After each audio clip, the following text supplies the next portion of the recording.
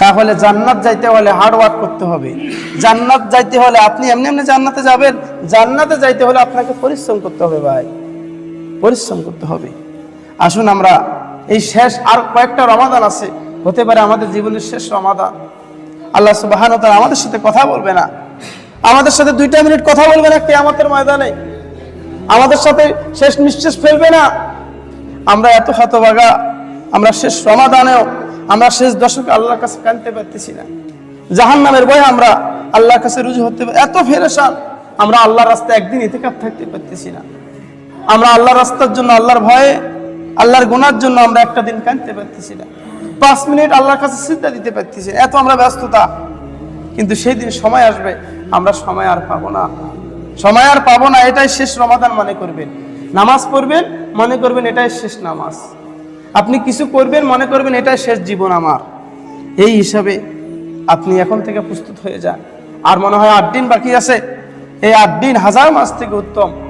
এই 8টা দিন, 8টা রাত যদি না ঘুমাইলে সমস্যা নাই তো, দিনে 2 ঘন্টা ঘুমাই নেবেন, সারা রাত ইবাদত করবেন।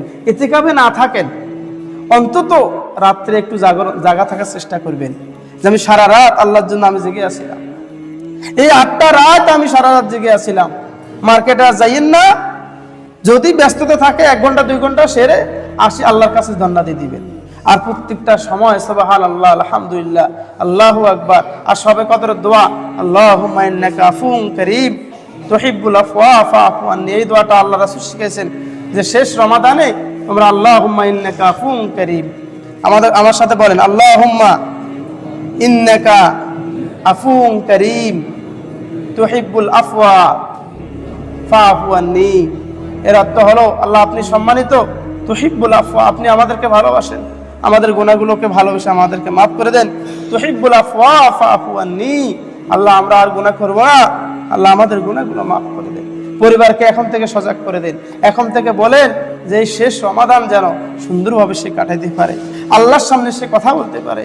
আল্লাহর ইবাদতে যে এত স্বাদ, এত আস্বাদন আপনি আর কোনো স্বাদে পাবেন না। ভাই আমার, অনেক সিনেমা দেখে 1000 ঘন্টা কেঁদেছেন, মায়ের জন্য 10 ঘন্টা কাঁদছেন, বাপের জন্য 3 ঘন্টা কেঁদেছেন, ডাকাতের ভয়ে কেঁদেছেন।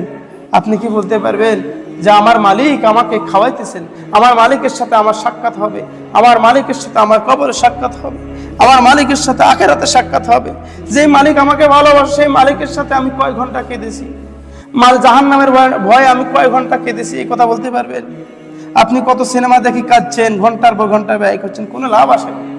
কিন্তু আল্লাহর ভয়ে কি কোনোদিন কেঁদেছেন?